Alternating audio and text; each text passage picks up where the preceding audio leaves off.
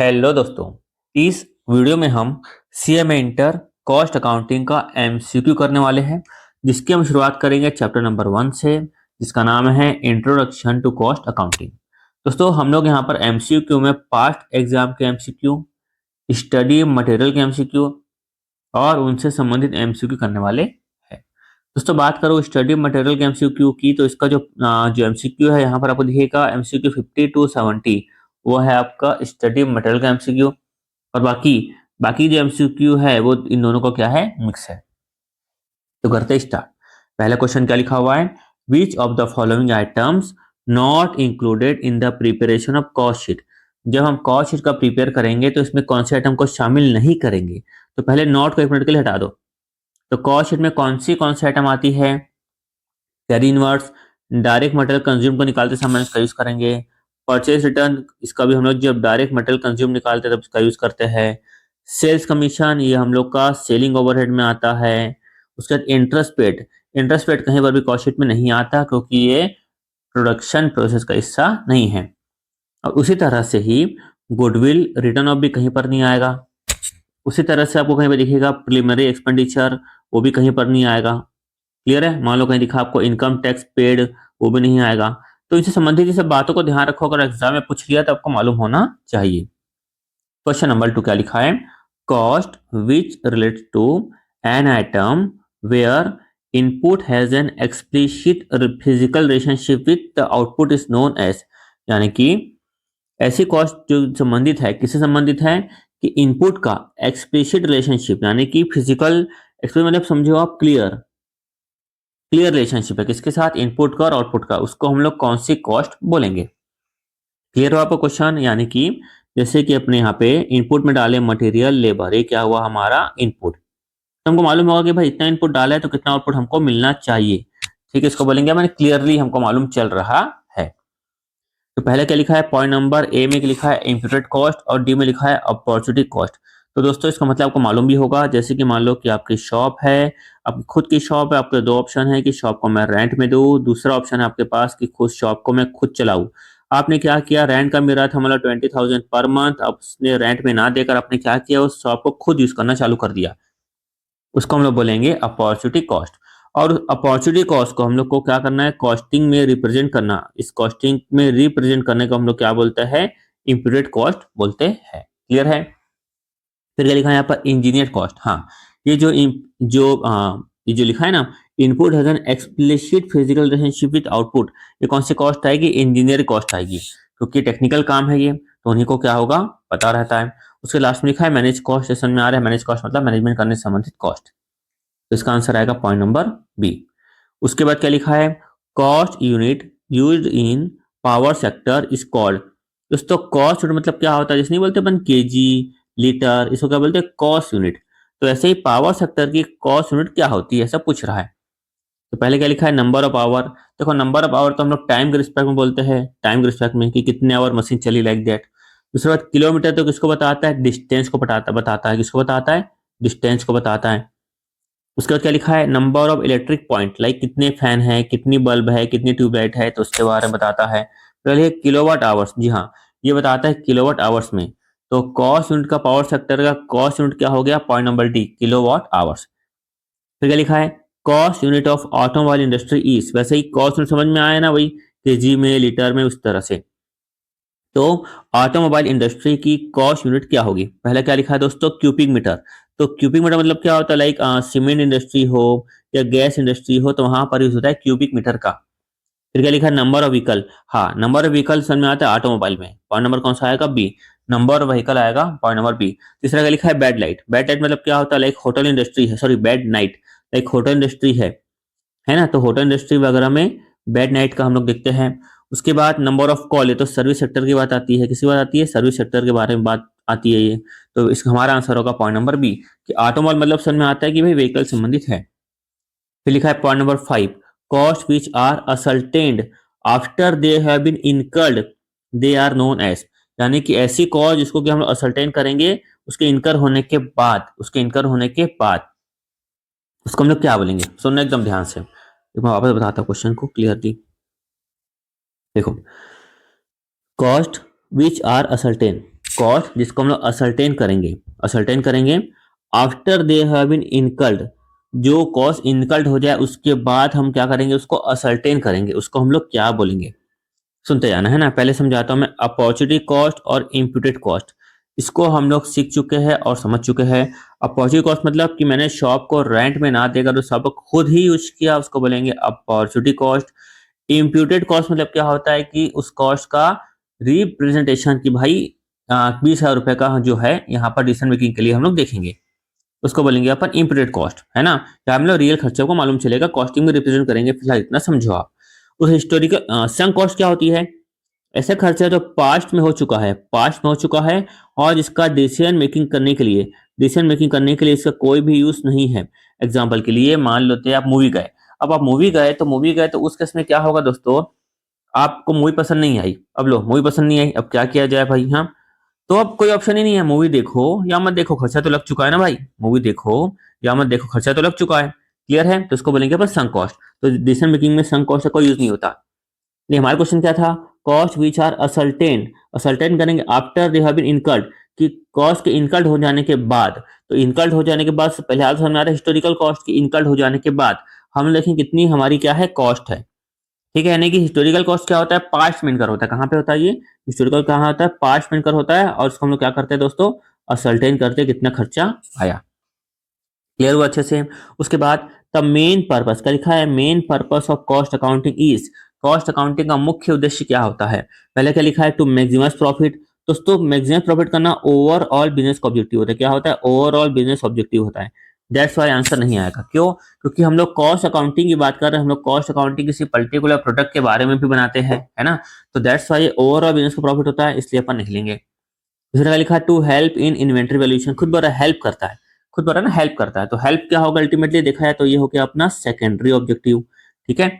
उसके बाद to help in fixation of selling price को फिक्स करने में, ध्यान से सुनो, सेलिंग प्राइस को फिक्स करने में हेल्प करता है, ये बिल्कुल नहीं, क्योंकि क्या लिखा है, जब कॉस्ट अकाउंट में हम क्या निकालते हैं, टोटल कॉस्ट निकालते हैं, उसके हिसाब से हम लोग क्या करते हैं, सेलिंग प्राइस को कैलकुलेट करते हैं, तो इसका मेन पर्पस ये भी नहीं हो, भी क्या करता है, हेल्प करता है, ठीक है, मेन पर्पस नहीं हुआ। तो मेरे पास क्या हुआ कि प्रोवाइड करना इन्फॉर्मेशन टू मैनेजमेंट, जिससे कि मैनेजमेंट क्या ले सके, डिसीजन ले सके, तो इसका आएगा पॉइंट नंबर डी, ठीक है। तो ये खाली क्या करता है, हेल्प करता है इन्वेंटरी वैल्यूएशन में, हेल्प करता है फिक्स एंड सेलिंग प्राइस में, लेकिन जो मुख्य पर्पस होता है मैनेजमेंट को इन्फॉर्मेशन प्रोवाइड कर पाना, जिससे कि डिसीजन मैनेजमेंट ले पाए।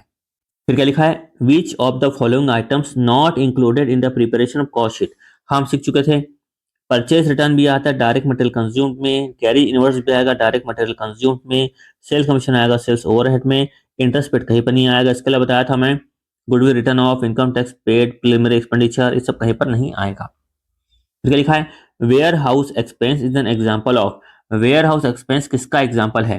दोस्तों पहली बात एक मेरी ध्यान रखो कि वेयर हाउस मतलब क्या होता है, कि जैसे कि हमारा जो गुड्स है, गुड्स क्या हो गया, गुड्स हमारा हो गया बनकर तैयार हो गया, यानी कि हम लोग वेयर हाउस में किसको रखते हैं, फिनिश गुड्स को हम लोग रखते हैं वेयर हाउस में, फिर यहाँ से गुड्स क्या होता है, डिस्ट्रीब्यूट, गुड्स यहाँ से क्या होता है, डिस्ट्रीब्यूट, और जो रॉ मटेरियल है उसको हम लोग कहाँ रखते हैं दोस्तों, स्टोर में, कहाँ रखते हैं, स्टोर में। तो वापस का लिखा है, वेयर हाउस का एक्सपेंस, एक्सपेंस किसका एग्जाम्पल है, क्या प्रोडक्शन ओवरहेड का एग्जांपल है कि नहीं, यहाँ पर तो गुड्स हमारा फिनिश हो चुका है, यहाँ पर तो गुड्स का क्या हो रहा है, प्रोडक्शन, तो इसका एग्जांपल तो नहीं है। फिर एडमिन ओवरहेड, नहीं, एडमिन ओवरहेड मतलब क्या होता है, ये मैनेजमेंट से संबंधित खर्चा होता है ना, एक में क्वेश्चन भी करेंगे, डायरेक्टर का जो रेम्युनरेशन है वो कहाँ पे आता है, एडमिन ओवरहेड में आता है, क्लियर है, करेंगे अपन आगे चल के। फिर लिखा सेलिंग ओवरहेड, नहीं, सेलिंग ओवरहेड मतलब क्या होता है, ये सेल्स वगैरह को अट्रैक्ट करने के लिए, ग्राहक को अट्रैक्ट करने से संबंधित खर्चा होता है, लाइक सेल्स कमीशन, एडवर्टाइजमेंट, वो यहाँ पर आता है। डिस्ट्रीब्यूशन ओवरहेड, जी हाँ, ये किसका आंसर है, डिस्ट्रीब्यूशन का एग्जाम्पल है, क्योंकि जब हमारा जो गुड्स तैयार बनकर तैयार हुआ हो गया वेयर हाउस में, वेयर हाउस के बाद क्या किया जाएगा, उसको डिस्ट्रीब्यूट किया जाएगा, तो वेयर हाउस किसका एग्जाम्पल है, डिस्ट्रीब्यूशन का एग्जाम्पल है। मैं आपको बाकी पॉइंट भी इसलिए बताते चल रहा हूँ ताकि आपको बाद में पढ़ो तो कंफ्यूजन ना हो कि भाई ये पॉइंट क्यों नहीं हो सकता, वो पॉइंट क्यों नहीं हो सकता, इसलिए आगे बढ़ते हैं। Carriage inwards is treated as, carriage inwards को हम लोग क्या मानेंगे, कैरिज इनवर्स कहाँ पर आएगा, देखो सेलिंग ओवरहेड में आएगा क्या, नहीं, क्योंकि सेलिंग ओवरहेड में तो गुड्स बनकर समझ लो तैयार हो गया है, ग्राहक को अट्रैक्ट करने के लिए है, तो ये तो नहीं आएगा। डिस्ट्रीब्यूशन ओवरहेड में मतलब क्या होगा कि भाई गुड्स को हम डिस्ट्रीब्यूट कर रहे हैं, यहाँ पर भी नहीं आएगा। डायरेक्ट मटेरियल कॉस्ट, जी हाँ, अपने किए थे डायरेक्ट मटेरियल कंज्यूम्ड, वहां पर आएगा कैरेज इनवर्स। उसके बाद एडमिन ओवरहेड में भी नहीं आएगा, यहाँ पर तो अपने ऑफिस से संबंधित खर्चे आते हैं, तो मेन आंसर कौन सा हो गया, पॉइंट नंबर सी। फिर लिखा है secondary packing is included in, secondary packing को कहां पर शामिल किया जाएगा? दोस्तों सेकेंडरी पैकिंग जैसे एक और पैकिंग होती है, इसका क्या नाम होता है? Primary, primary packing. तो पहले बताओ कि प्राइमरी पैकिंग कहां पर आएगा। कुछ कुछ बातें हैं वो क्लियर करता हूं, समझना ध्यान से। जैसे कि कोई एग्जांपल ले लेते हैं अपन, मान लो पेस्ट और कोलगेट वगैरह। तो मान लो पेस्ट बनता है, तो पेस्ट बनने के बाद मान लो पेस्ट बन गया यानी कि ट्यूब के अंदर का, तो पेस्ट बनकर तैयार हो गया, तो उसको संभालने के लिए हम क्या लेते हैं? ट्यूब यूज करते हैं। तभी तो पेस्ट हमारा क्या पाएगा? संभल पाएगा, तो उसके ऊपर लगाते हैं अपन ट्यूब। तो कहीं ना कहीं जो है ना ट्यूब और पेस्ट, कहीं ना कहीं हमको ऐसा लगता है कि भाई डायरेक्ट मटेरियल में आना चाहिए। कहाँ आना चाहिए? डायरेक्ट मटेरियल में आना चाहिए, क्योंकि पेस्ट को अपन सेल करना है या कुछ भी करना है तो ट्यूब में तो डालना पड़ेगा, है ना। उसके बाद फिर जब बनकर तैयार हो गया, उसके बाद हम लोग क्या करेंगे? एक लकड़ी के कार्टन में डालेंगे, उसके बाद जहां भेजना है वहां पर भेजेंगे। तो कहीं ना कहीं हमको लगता है कि भाई डायरेक्ट मटेरियल का पार्ट है। क्लियर है? लेकिन आपको ध्यान देना कि आपके एग्जाम में ऐसा क्वेश्चन आ चुका है, आपके एग्जाम में आ चुका है, और उन्होंने लिया है प्रोडक्शन, प्रोडक्शन कॉस्ट में। कहा लिया है? प्रोडक्शन कॉस्ट में, ना कि डायरेक्ट मटेरियल कॉस्ट में। क्लियर है? तो इसको ध्यान देना, इसका आंसर अभी आगे क्वेश्चन आपको मिलेगा तो अपन वहां पर देखेंगे। क्लियर है? तो प्राइमरी पैकिंग कहाँ पे आएगी? प्रोडक्शन कॉस्ट में। और उन्होंने ऐसा क्यों लिया होगा? उन्होंने ब्रॉडर टर्म में सोचा होगा। कैसे ब्रॉडर टर्म में सोचा होगा? Like direct material plus direct labour plus direct expense. ये क्या आता है दोस्तों? ये आता है हमारा प्राइम कॉस्ट। क्या आता है? Prime cost. प्राइम कॉस्ट में ऐड करेंगे फैक्ट्री ओवरहेड, तो क्या आएगा हमारा? Factory cost. क्या आएगा? Factory cost. दैट्स उन्होंने सोचा होगा ब्रॉडर टर्म में, इसलिए उन्होंने फैक्ट्री कॉस्ट बोलो या फिर क्या बोलो? प्रोडक्शन कॉस्ट बोलो। दैट्स उन्होंने यहाँ पर लिया होगा। अब बात करते हैं सेकेंडरी पैकिंग की। दोस्तों पेस्ट यहाँ पर बनकर तैयार हो गया, इसको हम लोग क्या करेंगे? सामान को भेजना पड़ेगा, यहाँ से वह क्या करना पड़ेगा? डिस्ट्रीब्यूट करना पड़ेगा। तो डिस्ट्रीब्यूट करना पड़ेगा तो हम लोग क्या करेंगे? इसको, ये जो पेस्ट का ट्यूब बनकर तैयार हो गया, फिर छोटे से कार्टन में डालते हैं, इसको यहाँ पर डालेंगे डिस्ट्रीब्यूट करने के लिए। तो प्राइम कॉस्ट का हिस्सा है क्या? नहीं, ये प्राइम कॉस्ट का हिस्सा नहीं है। प्रोडक्शन कॉस्ट का हिस्सा है क्या? नहीं, प्रोडक्शन कॉस्ट का हिस्सा भी नहीं है। क्यों नहीं है? क्योंकि प्राइम कॉस्ट में क्या आता है? Direct material plus direct labour plus direct expense, है ना। फिर ये सब क्या होता है यहाँ पर? फैक्ट्री में क्या होता है? इसका यूज होता है प्रोडक्शन करने के लिए, है ना। तो सब प्रोडक्शन के लिए यूज हो रहा है ना। लेकिन सेकेंडरी पैकिंग किस लिए होता है दोस्तों? डिस्ट्रीब्यूशन के लिए, कि भाई गुड्स बनकर तैयार हो गया, उसको डालेंगे हम लोग कहाँ पे? एक कार्टन में, उसको डिस्ट्रीब्यूट करेंगे। एडमिन खर्चा तो मैनेजमेंट संबंधित खर्चा है, तो यहाँ पर भी नहीं आएगा। तो हमारा आंसर हुआ point number C. Point number C clear हो रहा है ना? आंसर क्यों है? Point number C. फिर क्या लिखा है? Question number 11, sales commission is classified as. Sales commission को कहाँ क्लासिफाई करेंगे? क्या प्रोडक्शन में करेंगे? नहीं, यहाँ पर मैन्युफैक्चरिंग हो रहा है। एडमिन में करेंगे? नहीं, बिल्कुल नहीं। सेलिंग ओवरहेड में करेंगे? जी हाँ, यहाँ पर करेंगे। डायरेक्ट एक्सपेंस में करेंगे? जी नहीं। तो हमारा आंसर कौन सा हो गया दोस्तों? Point number C. और डायरेक्ट एक्सपेंस मतलब क्या होता है दोस्तों? लाइक मान लो मेरे को बनाना था शर्ट, तो शर्ट बनाने के लिए मान लो मैंने स्पेशल मशीन हायर की, इसमें आएगा। उसके अलावा मान लो, हाँ, मान लो कि मैंने शर्ट बनाया, शर्ट मेरा तो बिक नहीं रहा था, मैंने किसी ब्रांड का नाम यूज किया और शर्ट में एक टैग लगा दिया उस ब्रांड के नाम का, उस नाम से प्रमोशन कर रहा हूँ, अपना शर्ट बेच रहा हूँ, वो भी डायरेक्ट एक्सपेंस में आएगा। क्लियर है? तो लाइक मान लो कि रॉयल्टी पेड किया, वो आएगा मान लो डायरेक्ट एक्सपेंस में। और स्पेशल मशीन को मैंने क्या किया? हायर किया, स्पेशल मशीन हायर किया किसी पर्टिकुलर प्रोडक्ट को बनाने के लिए, तो भी यहाँ पर आएगा। फिर interest on capital is treated as. Interest on capital को हम लोग कैसा ट्रीट करेंगे? इंटरेस्ट ऑन कैपिटल को कैसा ट्रीट करेंगे? पहली बात तो ये है कि इंटरेस्ट ऑन कैपिटल मैं बता दूं कि अभी ऊपर में देखा था हमने, पहली बात कॉस्ट शीट में तो आता नहीं है। पहली बात तो ये कॉस्ट शीट में आता है कि दोस्तों? नहीं आता है, क्योंकि प्रोडक्शन प्रोसेस का हिस्सा नहीं होता, वहां पर खर्चा तो लगता नहीं है। तो पहली बात, तो क्या उसको डायरेक्ट कॉस्ट मानेंगे? नहीं, क्योंकि कॉस्ट शीट में तो आता ही नहीं है। ये मानेंगे प्रोडक्शन ओवरहेड? नहीं, कॉस्ट शीट में आता ही नहीं है। रेशनल ओवरहेड मानेंगे? नहीं, कॉस्ट शीट में आता ही नहीं है। क्या मानेंगे इसको? Notional cost. क्या मानेंगे? Notional cost. और नोशनल कॉस्ट मानने का कारण एक ये भी है कि भाई आदमी जो है, जैसे आपने दुकान खोली, तो क्या आप खुद को ब्याज देते हो क्या? नहीं, खुद को ब्याज देते हो क्या? नहीं। That's why it is notional cost. उसके बाद rent of factory building is. Factory building का जो रेंट है, फैक्ट्री बिल्डिंग का जो रेंट है, नाम समझ आते हैं factory building. Factory building, factory में क्या होता है दोस्तों? फैक्ट्री ओवरहेड या प्रोडक्शन ओवरहेड से संबंधित बातें यहाँ पर आती हैं। तो क्या एडमिन ओवरहेड है क्या? नहीं, बिल्कुल नहीं। प्रोडक्शन ओवरहेड है क्या? जी हाँ, ये प्रोडक्शन ओवरहेड है। सेलिंग है क्या? नहीं, क्योंकि भाई तो गुड्स को बनने के बाद सेलिंग डिस्ट्रीब्यूशन का खर्चा लगता है। दैट्स वाई हमारा पॉइंट आएगा पॉइंट नंबर बी। फिर cost unit of transport industry is. दोस्तों पहली बात तो ये सर्विस कॉस्टिंग वाला चैप्टर है, लेकिन मैंने बताया था रिलेटेड एमसीक्यू, ताकि आपको एग्जाम में कोई ऐसा एमसीक्यू आ गया तो प्रॉब्लम में ना हो। वापस, cost unit of transport industry is, तो मैं इसको ले लेता हूँ फिलहाल के लिए गुड्स ट्रांसपोर्ट, ताकि थोड़ा सा क्लैरिटी आए, क्योंकि ये रिलेटेड एग्जाम्पल है ना। तो चलो, cost unit of goods transport industry is. तो पहली बात, गुड्स लिखा है तो पैसेंजर का पॉइंट आने नहीं चाहिए। किलोमीटर किसके लिए बताता है दोस्तों? किलोमीटर बताता है सिर्फ और सिर्फ डिस्टेंस को। किसको बताता है? डिस्टेंस को। लेकिन हम डिस्टेंस के साथ साथ हम लोग गुड्स को भी लेकर चल रहे हैं ना मेरे भाई, इसलिए क्या आएगा यहाँ पर? Ton kilometre. क्या आएगा? Ton kilometre. क्या आएगा इसका main answer? Ton kilometre. Ton तो आएगा ही नहीं क्योंकि टन तो है भाई, लेकिन गाड़ी चल भी रही है, दैट्स व्हाई टन किलोमीटर। तो हमारा आंसर क्या है? Point number C. फिर finished goods are generally stored in, finished goods को हम लोग कहाँ पर स्टोर करेंगे? अभी अभी हमने देखा था, कहाँ देखा था, कहाँ देखा था? वेयर हाउस में। कहाँ देखा था? वेयर हाउस में। स्टोर में आएगा कि नहीं? यहाँ पर तो आता है रॉ मटेरियल, यहाँ पर तो दोस्तों मैन्युफैक्चरिंग होती है, ठीक है। फिनिश गुड्स की बात ही नहीं आई क्योंकि फिनिश गुड्स तो यहाँ से तैयार होकर निकलता है। प्रोडक्शन डिपार्टमेंट, ये भी वही सेम टू सेम इस तरह का हो गया, वर्कशॉप जैसा। क्लियर है? फिर क्या लिखा है? Which of the following is not a production cost, इनमें से कौन सा प्रोडक्शन कॉस्ट नहीं है? फैक्ट्री पावर, जी हाँ, ये तो प्रोडक्शन बोलो या फैक्ट्री बोलो। इनडायरेक्ट वेजेस, जी हाँ, इनडायरेक्ट वेजेस मतलब क्या होता है? लाइक मैं आपको बताता हूँ एग्जांपल। ये हमारे फैक्ट्री, फैक्ट्री में 3 वर्कर बैठे हैं, इनको बोलते हैं, बोलेंगे स्किल्ड वर्कर। क्या बोलेंगे? Skilled worker. बड़े बुद्धिमान है, मस्त अच्छे से काम करते हैं। अब इनको चाय कॉफी पानी चाहिए, इसके लिए हमने रखा है एक लेबर, तो इनको चाय कॉफी पानी वगैरह देने के लिए, उसको बोलेंगे हम लोग इनडायरेक्ट वेजेस। वो भी किस में आएगा? फैक्ट्री में आएगा। फिर वेयर हाउस एक्सपेंस, तो हमने देखा कि गुड्स को बनने के बाद यहाँ पर हम लोग गुड्स को रखते हैं, दैट्स वाई हमारा आंसर है ये वेयर हाउस एक्सपेंस। ये प्रोडक्शन कॉस्ट का पार्ट नहीं है। Which of the following is not a production cost, warehouse expense. और डायरेक्ट लेबर तो भाई हमको मालूम है कि ये प्रोडक्शन कॉस्ट का पार्ट होता ही है, क्योंकि डायरेक्ट मटेरियल पर direct labour plus direct expense, direct यहाँ पे ऐड कर देता हूँ फिलहाल के लिए फैक्ट्री ओवरहेड, सबको मिलाकर क्या आता है? Factory cost. क्लियर? तो यहाँ पर जो डायरेक्ट लेबर यहाँ पर आया ना, अब आगे बढ़ते हैं। Raw material consumed is a part of, raw material consumed किसका पार्ट है? इससे पहले ही वाला है प्राइम कॉस्ट। क्या आता है यहाँ पर? Direct material consumed, direct material plus direct labour plus direct expense. That's why point number ए इसका आ जाएगा। वर्क कॉस्ट का पार्ट, वर्क कॉस्ट का पार्ट है, लेकिन मेन पार्ट किसका है यहाँ पर? प्राइम कॉस्ट का है। वर्क कॉस्ट मतलब क्या होता है? Prime cost plus factory overhead, ये आ गया work cost. Cost of production मतलब क्या होता है दोस्तों? यहाँ पर जो आया था ऊपर में, ये वर्क कॉस्ट, जो आया था ना वर्क कॉस्ट, प्लस हम ऐड करेंगे, क्या ऐड करेंगे अपन? Office and admin overhead. तो क्या आएगा? Cost of production. फिर कॉस्ट ऑफ प्रोडक्शन में ऐड करेंगे सेलिंग एंड डिस्ट्रीब्यूशन ओवरहेड, तो क्या आएगा? Cost of sales. उसके बाद कॉस्ट ऑलरेडी इनकर्ड, ऐसा कॉस्ट जो ऑलरेडी लग चुकी है और can not be change are known as, और इसको हम लोग चेंज नहीं कर सकते। पहली बात क्या लिखा है? Cost already incurred, already incurred. दोस्तों point number A, point number D, दोनों में तो कॉस्ट इनकर्ड नहीं होती, हमने अभी भी देखा। ये मतलब क्या होता है कि मैंने शॉप को रेंट में ना देकर खुद को यूज किया और उसका रिप्रेजेंट करना आता है पॉइंट नंबर डी में, इम्प्यूटेड कॉस्ट। उसके अलावा क्या लिखा है? मार्जिनल कॉस्ट मतलब क्या होता है दोस्तों? हम लोग उसका यूज करते हैं डिसीजन मेकिंग के लिए। कहाँ यूज करते हैं दोस्तों? डिसीजन मेकिंग हम लोग यूज करते हैं कि भाई मान लो कि कोई ऑर्डर आया, तो एक्स्ट्रा प्रोडक्ट बनाए कि नहीं बनाए। तो मान लो फिलहाल के लिए कि एक्स्ट्रा प्रोडक्ट बनाने का खर्चा क्या बोल देंगे? उसको मार्जिनल कॉस्ट।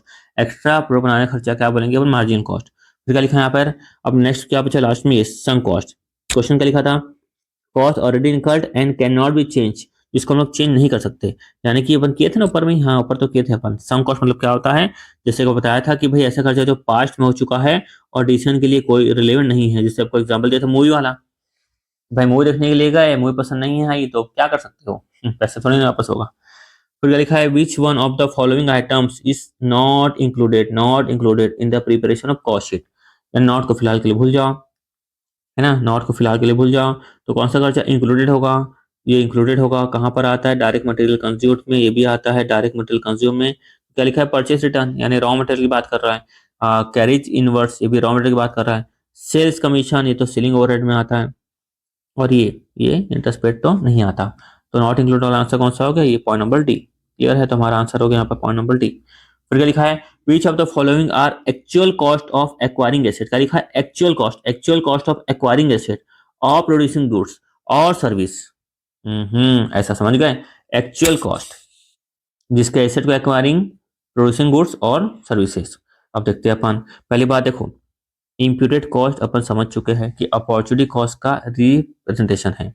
ऊपर किए थे अपन इंजीनियर कॉस्ट से क्या बताता है? इनपुट और आउटपुट के बीच में रिलेशनशिप बनाता है। टेक्निकल खर्चा हो गया कहीं ना कहीं ये, और ये तो खर्चा ही नहीं है, ये टेक्निकल खर्चा है, खर्चा है ही नहीं। रिप्लेसमेंट कॉस्ट क्या बताता है दोस्तों? कि भाई किसी एसेट को रिप्लेस करना है तो आज उसकी प्रेजेंट में मार्केट वैल्यू क्या है, उसको बोलेंगे रिप्लेसमेंट कॉस्ट। हमारा आंसर आएगा पॉइंट नंबर ए, हिस्टोरिकल कॉस्ट। क्योंकि क्या है, एक्चुअल कॉस्ट है किसी भी एसेट वगैरह को एक्वायर करने की। तो आंसर आएगा हमारा पॉइंट नंबर बी। फिर हम चलते हैं आगे की तरफ। क्वेश्चन नंबर 21, क्या लिखा है, which of the following is applicable for cost control. दोस्तों जो लिखा है ना कॉस्ट कंट्रोल, उसके जैसे एक और है, उसको बोलते हैं हम लोग कॉस्ट रिडक्शन। क्या बोलते हैं, कॉस्ट रिडक्शन। दोस्तों दोनों का मतलब बता देता हूँ। एक होता है जो होता है ना कॉस्ट रिडक्शन, इसमें क्या किया जाता है कि भाई जो गुड्स है या सर्विस है, इनकी कॉस्ट को परमानेंट कम करने पर ध्यान दिया जाता है, जिससे कि उनकी क्वालिटी में कोई इफेक्ट नहीं होना चाहिए, क्वालिटी खराब नहीं होनी चाहिए। इनकी कॉस्ट को परमानेंट कम करने पर ध्यान दिया जाता है कि इनकी क्वालिटी में कोई इफेक्ट नहीं होना चाहिए। बात आपके यहाँ तक क्लियर हो गई। आगे बढ़ते हैं हम लोग। तो गुड सर्विस की क्या परमानेंट कॉस्ट को कंट्रोल करने पर ध्यान दिया जाता है कि इसमें क्वालिटी में कोई इफेक्ट नहीं होना चाहिए, इसको बोलेंगे कॉस्ट रिडक्शन। दूसरा बोलते इसको बोलते हैं हम लोग कॉस्ट कंट्रोल। क्या बोलते हैं हम लोग, कॉस्ट का कंट्रोल करना। तो कॉस्ट कंट्रोल मतलब क्या, जैसे कि एग्जांपल लेता हूं मैं कि एक स्टैंडर्ड सेट है हमारी इंडस्ट्री का कि भाई एक शर्ट है वो बननी चाहिए हमारी ₹100 में। तो पूरी कोशिश की जाएगी कि भाई एक शर्ट जो है वो 100 रुपए में ही बने, 100 रुपए में ही बने। अगर मान लो 100 रुपए तक की कॉस्ट में पहुंच जाते हैं तो ये क्या होता है, इसका टारगेट खत्म हो जाता है। हमारा टारगेट क्या है कि भाई 100 रुपए में पहले शर्ट बनी थी, अभी 100 में बननी चाहिए। यानी एंड कब हो जाता है, जब टारगेट जब अचीव हो जाता है तो इसका काम खत्म हो जाता है। क्लियर है, समझ में आई ना बात। आगे बढ़ते हैं। लिखा है पहला, it is a corrective corrective function. दोस्तों कई बार पढ़ने पर आंसर नंबर ए भी लगता है। क्यों लगता है, करेक्टिव फंक्शन मतलब क्या होता है कि भाई हमने सोचा था कि एक शरी कॉस्ट लगनी चाहिए 100, तो मतलब 100 से ज्यादा कॉस्ट लग रही है, ज्यादा कॉस्ट लग चुकी है, तो हम लोग अगली बार उसे करेक्ट करने के लिए वापस 100 रुपए तक लाने पे क्या करेंगे, फोकस करेंगे। तो इसका आंसर ए भी सही लगता है। ठीक है, अब सुनो मैं आगे बता रहा हूँ। पॉइंट बी में क्या लिखा है, it is related with future. क्या फ्यूचर संबंधित होता है क्या, नहीं। ये संबंधित होता है मान लो प्रेजेंट से। किससे, प्रेजेंट से और पास्ट से, कि प्रेजेंट में कितना खर्चा लग रहा है, ज्यादा तो नहीं लग रहा है जितना हमने सोचा था स्टैंडर्ड के अकॉर्डिंगली, और पास्ट में जो खर्चा लग चुका है उसको क्या करना, कंपेयर करना कि भाई अगली बार कम से कम खर्चा ज्यादा ना लगे। क्लियर है। It challenge the standard cost, नहीं स्टैंडर्ड कॉस्ट चैलेंज नहीं करता है, फॉलो करता है कि भाई हमने सोचा था 100 लगनी चाहिए तो 100 ही लगे, इसे फॉलो करता है, चैलेंज नहीं करता। क्या करता है, ये कहीं ना कहीं फॉलो करता है। फिर लिखा है it ends when target are achieved. अब इसका मेन आंसर ये है कि जब हमारा टारगेट अचीव हो जाता है, जैसे हमने सोचा था 100 और हो गया यहाँ पर 100, तो तब क्या होता है, and this is called point number D. यानी कि हमें जो आंसर है पॉइंट नंबर ए में टिक मत करना, क्योंकि लगता है वैसा ही है, लेकिन मेन आपको आंसर ध्यान देना है पॉइंट नंबर टी में, क्योंकि आपके एग्जाम में भी आ चुका है क्वेश्चन। ठीक है, और साथ तक आपकी स्टडी मटेरियल में भी है क्वेश्चन, तो आपको ध्यान देना है यहाँ पर पॉइंट नंबर डी में, कि जब हमारा टारगेट अचीव हो जाता है तभी कॉस्ट कंट्रोल काम खत्म हो जाता है। Next, primary packing material is a part of. Primary packing material किसका पार्ट है, प्राइमरी पैकिंग मटेरियल किसका पार्ट है, तो डायरेक्ट मटेरियल कॉस्ट का पार्ट है। जी हाँ, ये तो मालूम है हम लोग को। प्रोडक्शन कॉस्ट का पार्ट है, जी हमको भी मालूम है। सेलिंग का पार्ट है, नहीं। डिस्ट्रीब्यूशन का पार्ट है, नहीं। इसका आंसर क्या आएगा दोस्तों, प्रोडक्शन कॉस्ट। कैसे मालूम चला, अभी याद बताया था सेकेंडरी में कि प्राइमरी मतलब क्या होता है, जैसे कि हम लोग पेस्ट हमने बना लिया, पेस्ट हमने क्या बना लिया, पेस्ट बना लिया। अब पेस्ट को बनाने के बाद हमको क्या चाहिए, उसको उसमें डालने के लिए ट्यूब, क्या चाहिए हमको, ट्यूब। तो पेस्ट को बना लिया उसके बाद हमको ट्यूब चाहिए, तो कहीं ना कहीं लगता है कि भाई प्राइमरी पैकिंग मटेरियल जैसा तो नहीं है, लेकिन आपकी जो बुक है उसमें एक ब्रॉडर टर्मों में दिया हुआ है, दैट्स उन्होंने डाला है उसको प्रोडक्शन कॉस्ट में। क्लियर है, तो आंसर आएगा हमारा बी। उसके बाद क्या लिखा है क्वेश्चन नंबर 3 में, which of the following included in prime cost. कौन सा प्राइम कॉस्ट में शामिल किया जाएगा, सेलिंग कमीशन, जी नहीं ये सेलिंग ओवरहेड में आएगा। फैक्ट्री रेंट, नहीं ये फैक्ट्री ओवरहेड में आएगा। रॉयल्टी पेड पर यूनिट ऑफ प्रोडक्शन, इसको हम लोग क्या बोलते हैं दोस्तों, बताया था ऊपर, डायरेक्ट एक्सपेंस। क्या बोलते हैं, डायरेक्ट एक्सपेंस। कि भाई हम लोग को अपनी, मैं शर्ट बनाया, मैं शर्ट का कोई जानता ही नहीं मेरी कंपनी को, तो मैं किसी कंपनी दूसरी कंपनी का ना मैं नाम यूज कर रहा हूँ और अपना शर्ट बेच रहा हूँ, तो डायरेक्ट एक्सपेंस में आएगा। तो भी हमारा आंसर नहीं है। तो कौन सा आएगा, ओवर टाइम प्रीमियम। क्या लिखा है, ओवर टाइम प्रीमियम। अच्छा सॉरी, ये प्राइम कॉस्ट लिखा है ना, एक मिनट। प्राइम कॉस्ट ना, direct is a part of prime cost. Prime cost मतलब direct material plus direct labour plus direct expense. ठीक है, मैं एक्सप्लेन करने में ही मशगूल हो गया था यानी एक्सपेंस करने में लग गया था। तो आएगा यहाँ पे पॉइंट नंबर सी। फिर यहाँ पे आएगा पॉइंट नंबर डी में, क्या लिखा है यहाँ पर, ओवर टाइम प्रीमियम। दोस्तों जो ओवर टाइम प्रीमियम लिखा हुआ है ये भी प्राइम कॉस्ट का ही पार्ट है, क्योंकि ये आता है किसमें आता है, ये आता है डायरेक्ट लेबर में। इसमें आता है डायरेक्ट लेबर में। तो फिलहाल के लिए अपने को एक ही ऑप्शन सेलेक्ट करना है, तो मैं इसका थोड़ा सा ऑप्शन चेंज कर देता हूँ। यहाँ पे लिख देता हूँ फिलहाल के लिए डायरेक्टर रेमुनरेशन। क्या लिख देता हूँ मैं, डायरेक्टर रेमुनरेशन। क्या है, रिलेटेड एमसीक्यू है, मैं खुद बनाया हूँ। डायरेक्टर रेमुनरेशन, ताकि आपको बहुत सारी चीजें क्या हो, क्लियर हो। क्लियर है, तो चलो इसका जो ऑप्शन है, ऑप्शन नंबर क्या आएगा? सी। अच्छा ये कहाँ पे आता है? डायरेक्टर रेम्यूनरेशन, यहाँ आता है एडमिनिस्ट्रेशन ओवरहेड में। कहाँ पे आता है? एडमिनिस्ट्रेशन ओवरहेड में। तो वापस वापस वापस वापस वापस वापस क्या लिखा है यहाँ पर? Which of the following is included included in prime cost? Sales commission आएगा क्या है? सेलिंग ओवरहेड में आएगा। कहाँ पर आएगा? सेलिंग ओवरहेड में। फैक्ट्री रेंट कहाँ पे आएगा? फैक्ट्री ओवरहेड में।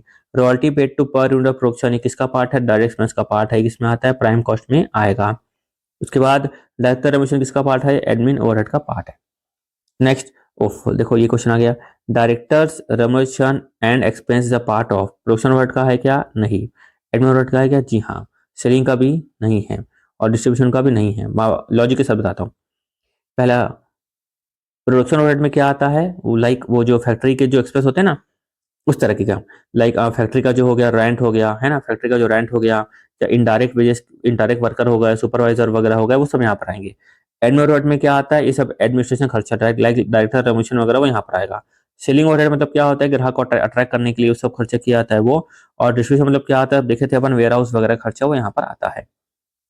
For the purpose of cost sheet, cost sheet के पर्पज से अपन बात करते हैं तो क्या लिखा है? Cost are classified based on, कि कॉस्ट को जो क्लासिफाई किया जाएगा उसका बेस क्या रहेगा? अपन जब बेसिक जब चैप्टर करते हैं अपन, तब वहां पे अपन सीखते हैं कि हम लोग किसको क्लासिफाई करेंगे? Cost are classified as based on. जब कॉस्ट का प्रिपरेशन करेंगे तो कॉस्ट को जब प्रिपेयर करते हैं तो उसमें अपन क्या क्या लिखते हैं? अपन फंक्शन हमारे क्या क्या आते हैं?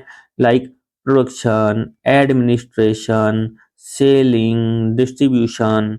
तो प्रोडक्शन, एडमिनिस्ट्रेशन, सेलिंग, डिस्ट्रीब्यूशन, इस तरह की हमारी क्या आती है? कॉस्ट आती है। ठीक है, तो इसको हम लोग क्या बोलते हैं? ये है हमारे कॉस्ट शीट के फंक्शन। क्या है कॉस्ट शीट के फंक्शन? तो इसका आएगा पॉइंट नंबर बी। आंसर क्या आएगा? Point number B. तो देखते हैं हम इसका रीजन। देखो नेचर लिखा ना, नेचर, तो नेचर मतलब क्या होता है? कि लाइक ये मटेरियल है कि लेबर है ना, कि क्या है ना? तो मटेरियल है कि लेबर है कि डायरेक्ट एक्सपेंस है, इसका मतलब हो गया नेचर में। रिलेवेंस मतलब क्या होता है? कॉस्ट में रिलेवेंट है कि नहीं, उसको उसके बेस पर हमको डालना। लेकिन वहां पर तो अपन क्या देखते हैं? क्या इंक्लूड है क्या इंक्लूड नहीं है। रिलेवेंट इररिलेवेंट अपन नहीं देखते। क्लियर है? फिर लिखा है वेरिएबिलिटी। वेरिएबिलिटी मतलब क्या होता है? फिक्स्ड है कि वेरिएबल है कि सेमी वेरिएबल है ना? फिक्स्ड है कि वेरिएबल है कि सेमी वेरिएबल है, वो अपन यहाँ पे देखते हैं। और रिलेवेंस मतलब क्या होता है? अभी बताया ना कि भाई वहां पर रिलेवेंस, कि भाई हम लोग कॉस्ट शीट में कौन सा खर्चा रिलेवेंट एक कॉस्टिंग होता है जो हम लोग डिसीजन मेकिंग के लिए यूज करते हैं, तो उसका बात है। उसमें बहुत लंबी सारी बात है, फिलहाल ध्यान देखना कि रिलेवेंट के लिए हम लोग यूज नहीं करते हैं। ठीक है, क्योंकि अपन ये पढ़ेंगे, जब अपन करेंगे ना मार्जिनल कॉस्टिंग, तो मार्जिनल कॉस्टिंग में मैं इस बातों को आपको डिटेल में समझाऊंगा कि रिलेवेंस मतलब क्या। ठीक है, तो फिलहाल नेचर मतलब क्या होता है? मटेरियल है कि लेबर है कि डायरेक्ट एक्सपेंस है। फंक्शन मतलब क्या होता है? Production, administration, selling, distribution. Relevance मतलब मार्जिनल कॉस्टिंग में समझेंगे कि फिलहाल मान लो कोई ऑर्डर आया तो हमारे लिए कोई रिलेवेंट है कि नहीं, वो खर्चे हम लोग देखने के अनुसार में ऐड करते हैं कि नहीं करते हैं। उसके क्या लिखा है? वेरिएबिलिटी, कि फिक्स जो है, वेरिएबल है कि सेमी वेरिएबल है। फिर क्या लिखा है? Carry inverse is included in, carry inverse को हम लोग कहाँ पर शामिल करेंगे? एडमिन में नहीं, सीख चुके हैं जो, ये तो वापस बहुत बार कर चुके हैं ना। डायरेक्ट अपन आते हैं आंसर में, direct material cost, direct material cost. फिर लिखा है secondary packing cost is treated as, secondary packing को हम लोग क्या मानेंगे? अभी हमने लिखा था production cost, administration, prime cost नहीं, सेलिंग कॉस्ट नहीं, कौन सा आएगा? Distribution cost. क्लियर हो अच्छे से? ये गुड्स बन गया है। अच्छा, प्राइमरी पैकिंग कहाँ पर आएगा? प्राइमरी पैकिंग बताओ बताओ, प्राइमरी कहाँ पे आएगा?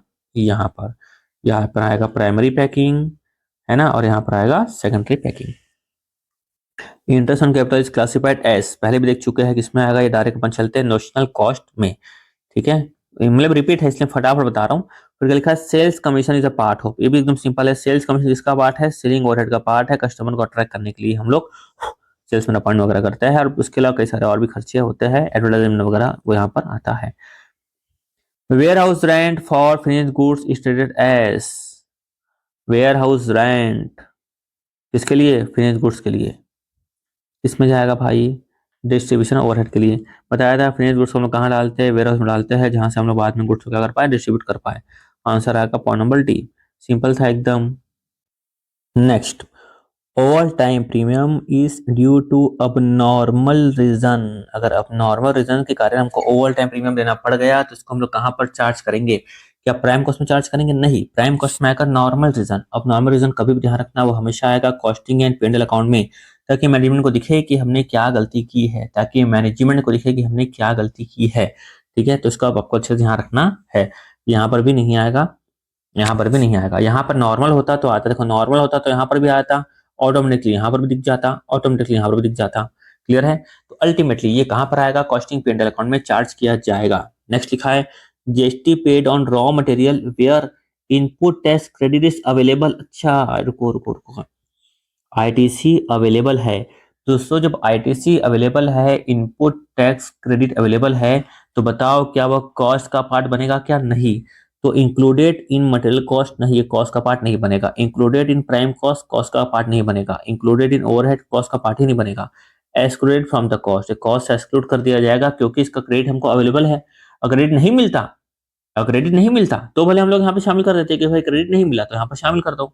अब क्रेडिट मिल चुका है, क्रेडिट मिल चुका है तो क्या हो जाएगा? एक्सक्लूडेड। फिर rent of factory building is classified as, factory building का रेंट कहां पर क्लासिफाई किया जाएगा? फैक्ट्री बिल्डिंग मतलब जहां पर होता है प्रोडक्शन या फैक्ट्री ओवरहेड से संबंधित खर्चा, वो आएगा पॉइंट नंबर बी में। एकदम सिंपल था। इसमें क्या लिखा है? पहला एडमिन ओवरहेड में तो नहीं आएगा क्योंकि प्रोडक्शन संबंधित है। सेलिंग में भी नहीं आएगा, सेल्स का खर्चा आएगा। डिस्ट्रीब्यूशन में भी नहीं आएगा क्योंकि वहां पर हम लोग वेयर हाउस से संबंधित खर्चे वगैरह देखते हैं। फिर cost control is mainly concern with, मुख्य रूप से किससे कंसर्न करता है? क्या पास्ट कॉस्ट ओनली? नहीं, पास्ट कॉस्ट ओनली नहीं करता, देखा है तो प्रेजेंट प्लस पास्ट दोनों करता है। फिर लिखा है present cost in relation to standard. जी हाँ, present cost in relation to standard. बताया था ना कि हमने एक शर्ट की कॉस्ट कितनी सोची थी? 100 रुपए। ये हमने स्टैंडर्ड था हमारा कि भाई इतना इंडस्ट्री का एवरेज है कि एक शर्ट में 100 रुपए लगना चाहिए, और एक शर्ट में हम लोग पूरी कोशिश करेंगे कि 100 रुपए लगे। 100 रुपए अगर तक कॉस्ट पहुंच जाएगा तो कॉस्ट कंट्रोल का उद्देश्य हमारा पूरा हो जाएगा। तो फिलहाल अपन को यहाँ पे ध्यान देना है, प्रेजेंट कॉस्ट जो लग रही है उसको हम लोग देखेंगे कॉस्टिंग के साथ उसका रिलेशन हो, स्टैंडर्ड के साथ उसका रिलेशन हो। फ्यूचर की बात हम लोग नहीं करते, फ्यूचर एस्टिमेट से मतलब ही नहीं हम लोगों को। सम कॉस्ट से मतलब नहीं है। फ्यूचर मतलब क्यों नहीं है? क्योंकि हम लोग कॉस्ट कंट्रोल में क्या देखते हैं? Past plus present. फ्यूचर से तो मतलब ही नहीं है हमको। सम कॉस्ट की बात करें तो हमको मालूम है कि ऐसे खर्च जो ऑलरेडी इनकर हो चुका है और डिसीजन मेकिंग के लिए यूजलेस है।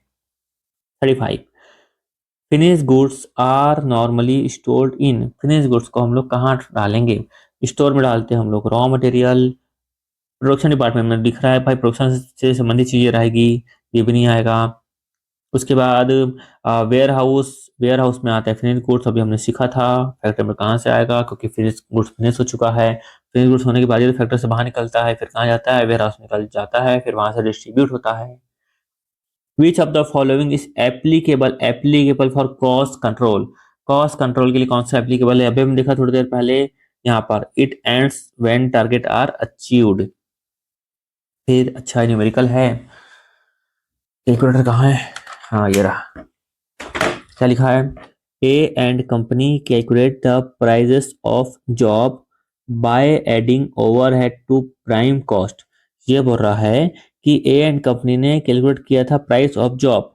क्या कैलकुलेट किया था? Price of job. कैसे निकाला था? By adding overhead to the prime cost, यानी कि प्राइम कॉस्ट में इन्होंने ऐड किया था ओवरहेड। ओके भाई, यहां तक बात क्लियर हो गई। लिखा and adding 30% to the total cost as a profit margin. यहाँ पर मान लो यहाँ पर आ गए हमारी टोटल कॉस्ट, ये बोल रहा है जिससे आपसे, फिर उन्होंने ऐड किया था प्रॉफिट मार्जिन कितना? 30% of total cost, 30% of total cost.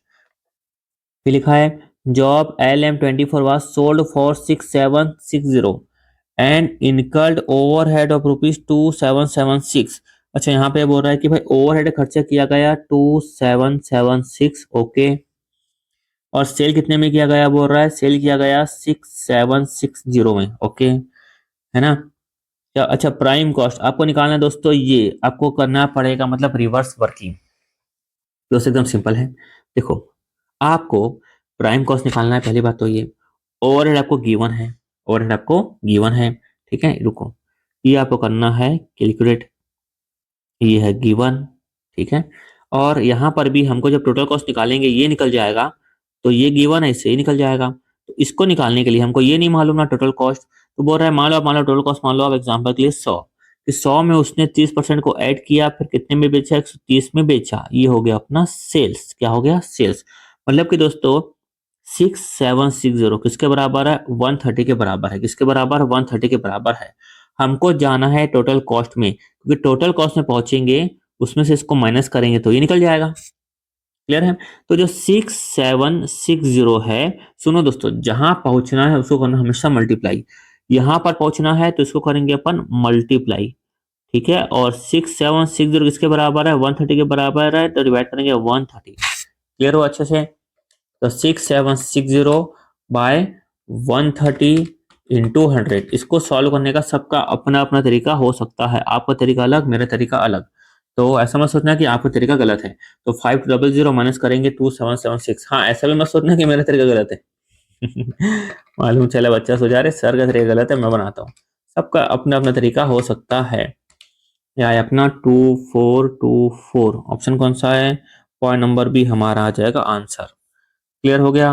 2424 this is our balancing figure, this is our balancing figure. Clear है? अब ऐसे भी कर सकते हो, टोटल कॉस्ट प्लस ऐड किया प्रॉफिट, फिर क्या आया? सेल्स। सेल्स आपको दिया हुआ है 6760, टोटल कॉस्ट नहीं मालूम तो 100, प्रॉफिट तो बोल रहा है 30% यानी 130। कितना आया? 130। 100 प्लस 30 130, मतलब 6760 किसके बराबर है? 130 के बराबर है। 100 के बराबर ये निकालना है तो इंटू करेंगे 100। तो भी आप ऐसे भी कर सकते हो, सबके अपने अपने तरीके हैं। Next, which one of the following classification is meant for distribution distinction between direct cost और indirect cost? कि भाई डायरेक्ट कॉस्ट और इनडायरेक्ट कॉस्ट में जो डिस्टिंक्शन है उसके बारे में आपको यहाँ पर बताना है। ठीक है भाई, बता देते हैं, नो प्रॉब्लम। आपने पहले ही पढ़ा होगा इस बारे में कि वेरिएबिलिटी मतलब हमने सीखा था कि भाई सेमी वेरिएबल कॉस्ट या फिक्स कॉस्ट या वेरिएबल कॉस्ट, इसके बारे में हमने सीखा था वेरिएबिलिटी में। फंक्शन मतलब हमने सीखा था, इसके पहले भी एमसीक्यू था, लाइक बताया था, प्रोडक्शन, एडमिनिस्ट्रेशन, डिस्ट्रीब्यूशन, उसमें आ जाएगा। फिर क्या लिखा है? एलिमेंट। एलिमेंट बताया था मैं आपको, क्या बताया था? डायरेक्ट मटेरियल, डायरेक्ट मटेरियल नहीं, नॉर्मली बोलते हैं उसको आप लोग, क्या बोलते हैं कि भाई एलिमेंट मतलब जो मटेरियल, लेबर या एक्सपेंस, इसको क्या बोलेंगे आप लोग? एलिमेंट। क्या बोलेंगे? एलिमेंट। लास्ट में क्या लिखा है? उसको बोलते हैं कंट्रोलेबिलिटी। इसके बेस पे था कंट्रोलेबल और नॉन कंट्रोलेबल के लिए। दोस्तों लिखा है ना मटेरियल से हम लोग क्लासिफाई करते हैं नॉर्मली डायरेक्ट में, इनडायरेक्ट में। लेबर को भी direct material, indirect material. Wages को, एक्सपेंस को भी डायरेक्ट एक्सपेंस और इनडायरेक्ट एक्सपेंस। ठीक है? तो जो डायरेक्ट कॉस्ट और इनडायरेक्ट कॉस्ट है, इसको हम लोग और एक बोलते हैं, हम लोग क्या, हम लोग रिलेशनशिप बेस्ड, डायरेक्ट रिलेशन है कि इनडायरेक्ट रिलेशन है। और हम लोग क्या बोलते हैं? ट्रेसेबिलिटी बोलते हैं कि भाई डायरेक्ट मटेरियल कॉस्ट को ट्रेस किया जा सकता है, इनडायरेक्ट कॉस्ट को ट्रेस नहीं किया जा सकता। मतलब इसको हम लोग क्या करते हैं, एकदम इसको प्रॉपर्ली हम आइडेंटिफाई कर पाते हैं, इसको प्रॉपर्ली आइडेंटिफाई नहीं कर पाते हैं। हमने पढ़ा था ट्रेसेबिलिटी के बारे में। तो अल्टीमेटली यहाँ पर ऐसा कोई ऑप्शन दिया है वो है नहीं ट्रेसेबिलिटी के बारे में, रिलेशनशिप बेस्ड। तो डेट्स वाई हमारे यहाँ पर आंसर फोकस होगा कहाँ पे? मटेरियल में, क्योंकि मटेरियल का दो पार्ट, डायरेक्ट इनडायरेक्ट, लेबर का दो पार्ट डायरेक्ट इनडायरेक्ट, एक्सपेंस का दो पार्ट डायरेक्ट इनडायरेक्ट। क्लियर है? तो ऐसा मतलब आंसर आएगा पॉइंट नंबर सी। फिर क्या लिखा है? विच इसको यहाँ पे मैंने लिख के रखा ताकि आपको प्रॉब्लम ना हो, अब जाकर देख पाए। ठीक है, चलो देखते हैं आगे क्या लिखा है। Which one of the following cost is value of the best alternative cost of action that was not chosen? तो दोस्तों अब आपको समझ में आ रहा होगा कि best alternative course of action मतलब कौन सा पॉइंट समझ में आ रहा होगा? Opportunity cost. कौन समझ में आ रहा होगा? Opportunity cost. दोस्तों यहाँ पे क्वेश्चन यहाँ पे क्या था? Which one of the following cost, इनमें से कौन सी कॉस्ट, इनमें से कौन सी cost is the value of best alternative course of action that was not chosen, यानी कि इसको हमने चूज नहीं किया। लाइक मैंने बताया था कि शॉप आपकी है तो आपके पास दो ऑप्शन है, या फिर रेंट में दो या खुद चलाओ। ठीक है, उसको बोल देंगे अपॉर्चुनिटी कॉस्ट। तो दोस्तों यहाँ पर ध्यान देना कि जो आपको यहाँ पर देखना पर एस एम का जो है पेज नंबर 18 में लिखा है यहाँ पर इकोनॉमिक कॉस्ट के बारे में। क्या लिखा है इकोनॉमिक कॉस्ट के बारे में? वो ये लिखा हुआ है इकोनॉमिक कॉस्ट के बारे में, economic cost also referred as opportunity cost. Economic cost को हम लोग अपॉर्चुनिटी कॉस्ट ही बोलते हैं, और इसका मतलब ही समझ में आ रहा है, इसको क्या बोलते हैं हम लोग? Opportunity cost. समझ में आ रहा होगा उसको पढ़ के ही, है ना? और 11th-12th में पढ़े होंगे आप इसी बात को। तो इसका हमारा आंसर आएगा point number C. Point number C. देखो सम कॉस्ट मतलब क्या होता है? पास्ट में खर्चा हो चुका है, डिसीजन के लिए रिलेवेंट नहीं है, इसका मतलब ये होता है। रिलेवेंट कॉस्ट को हम लोग मिलने देते हैं कि भाई डिसीजन मेकिंग के लिए हम लोग इसका यूज करते हैं। इम्प्यूटेड कॉस्ट मतलब क्या होता है कि जो अपॉर्चुनिटी कॉस्ट होती है ना, उसको हम लोग कॉस्टिंग में रिप्रेजेंट करने के लिए हम लोग उसका यूज करते हैं, लाइक डिसीजन मेकिंग पर्पज के लिए अपन सिखाया था मैं आपको। मतलब कि हम लोग शो ऑफ करने के लिए, डिसीजन लेने के लिए। ठीक है, लाइक डिसीजन वगैरह लेना हो तो उसका हम लोग यूज करते हैं इम्प्यूटेड कॉस्ट का। ठीक है, तो मेन पास आपको यहाँ पर ध्यान रखना है पॉइंट नंबर सी का। वापस सम कॉस्ट मतलब पास में जो खर्चा हो चुका है, डिसीजन के लिए यूजेस है। रिलेवेंट कॉस्ट हम लोग देखते हैं डिसीजन मेकिंग में, इकोनॉमिक कॉस्ट मतलब देखे थे हम लोग यहाँ पे economic cost also referred opportunity cost, answer आएगा ये। इंप्यूटेड कॉस्ट मतलब मैंने बताया था कि मेनली हम लोग इसमें अपॉर्चुनिटी कॉस्ट को रिप्रेजेंट करते हैं और डिसीजन मेकिंग के लिए भी इसका यूज किया जाता है। Next, cost control mainly focus on, cost control का मेनली कहाँ फोकस किया जाएगा, ये अपन देखे थे हम लोग। और पास कॉस्ट ओनली, इसमें नहीं होगा। Present cost in relation to standard, हाँ ये तो देखा था ना अभी। फ्यूचर कॉस्ट तो नहीं, सम कॉस्ट तो नहीं। फ्यूचर कॉस्ट में क्यों नहीं आएगा, क्योंकि इसका मतलब है पास्ट और प्रेजेंट से। सम कॉस्ट मतलब ऐसी कॉस्ट जो ऑलरेडी इनकर्ड हो चुकी है। 41 में देखेंगे हम लोग, which cost is notional in nature and does not involve cash outlay. Notional in nature मतलब इसमें पैसा नहीं गया है और इसमें कैश भी नहीं गया है। हिस्टोरिकल कॉस्ट मतलब ऐसी कॉस्ट जो जिसमें हम लोग खर्चा कर चुके हैं, तो ये नहीं आएगा। इम्प्यूटेड कॉस्ट, इम्प्यूटेड कॉस्ट मतलब मानी गई कॉस्ट है ना, जिसमें हम लोग अपॉर्चुनिटी कॉस्ट को रिप्रेजेंट करते हैं और डिसीजन मेकिंग के लिए हम लोग इसका यूज भी करते हैं। दैट्स वाई हमारा आंसर आएगा point number B. Replacement cost मतलब हमको मालूम है कि भाई करेंट एसेट को रिप्लेसमेंट करने की कॉस्ट। आउट ऑफ पॉकेट इसमें समझ में आ रहा है कि भाई खर्चा करने की बात यहाँ पे हो रही है। दैट्स वाई हमारा आंसर आएगा पॉइंट नंबर बी। सबसे आसान ये लिखा है, prime cost is consist of, इसमें क्या बताओ, direct material, direct labour, direct expense. Point number A. Which of the following is the past cost, इसमें से कौन सी पास्ट कॉस्ट है, कौन सी पास्ट अपॉर्चुनिटी कॉस्ट, पहले तो कॉस्ट ही नहीं है, ये तो कॉस्ट ही नहीं है। रिलेवेंट कॉस्ट, जिसे ये तो हम लोग को डिसीजन मेकिंग के लिए हम लोग इसका यूज करेंगे। हाँ, हिस्टोरिकल कॉस्ट हमारी पास्ट कॉस्ट है, ये खर्चा हो चुका है। रिप्लेसमेंट कॉस्ट मतलब हमको मालूम है कि एसेट को रिप्लेसमेंट करने की कॉस्ट है, मतलब फ्यूचर में रिप्लेसमेंट करना होगा तो, है ना। तो अल्टीमेटली अपॉर्चुनिटी कॉस्ट नहीं है क्योंकि यहाँ पे पैसा गया ही नहीं। रिलेवेंट कॉस्ट नहीं है क्योंकि हम लोग फ्यूचर के लिए देखते हैं। रिप्लेसमेंट कॉस्ट पे हम लोग क्या है, एसेट को रिप्लेसमेंट करना है, उसकी कॉस्ट कितनी है इसको जानने के लिए पॉइंट नंबर डी आता है। हिस्टोरिकल कॉस्ट में समझ आता है पास्ट से संबंधित। Next, cost classification based on variability. Variability मतलब डायरेक्ट इनडायरेक्ट नहीं, तो इनडायरेक्ट इनडायरेक्ट नहीं आता है। तो मैं बताया था क्या, एक बताया था मैं, इसमें आप रिलेशनशिप भी बोल सकते हो, रिलेशनशिप बेस्ड है ना, रिलेशनशिप बेस्ड भी बोल सकते हो, और क्या बोल सकते हैं, ट्रेसेबिलिटी बेस्ड भी बोल सकते हैं आप लोग, ठीक है। तो दोनों में आएगा दूसरा फिक्स एंड वेरिएबल, जी हाँ ये आएगा। वेरिएबिलिटी मतलब फिक्स है कि वेरिएबल है, ये आएगा पॉइंट नंबर बी हमारा आंसर है। फिर लिखा है प्रोडक्ट एंड पीरियड कॉस्ट, का लिखा है प्रोडक्ट एंड पीरियड कॉस्ट। इसका मतलब क्या होता है, इसको बोलेंगे एट्रीब्यूटेबल बेस्ड, क्या बोलेंगे इसको, एट्रीब्यूटेबल बेस्ड, एट्री, हाँ पॉइंट नंबर सी, हाँ एट्रीब्यूटेबिलिटी बेस्ड, ये पॉइंट नंबर हाँ सी में है। हाँ अब क्या बोल रहे थे अपन, पॉइंट नंबर डी में क्या लिखा है, कंट्रोलेबल एंड अनकंट्रोलेबल कॉस्ट। कौन सी कॉस्ट क्या है, कंट्रोलेबल, और कौन सी कॉस्ट क्या है यहाँ पर, अनकंट्रोलेबल। तो इसको हम क्या बोलते हैं हम लोग, कंट्रोलेबिलिटी बेस्ड। आराम से लिख देता हूँ, कंट्रोलेबिलिटी